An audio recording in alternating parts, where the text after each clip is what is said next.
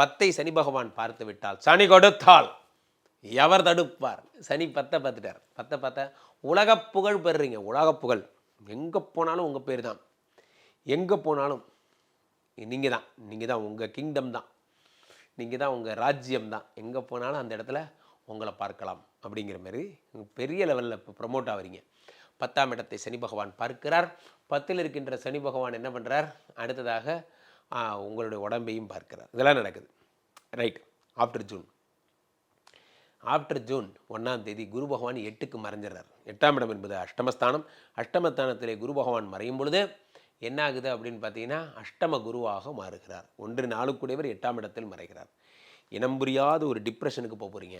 இந்த 8வது இடத்தில் குரு பகவான் மறையும் பொழுது உடல் மற்றும் மனநிலை கடுமையாக பாதிக்கப்படும். ஒன்றும் ஆகிடாது.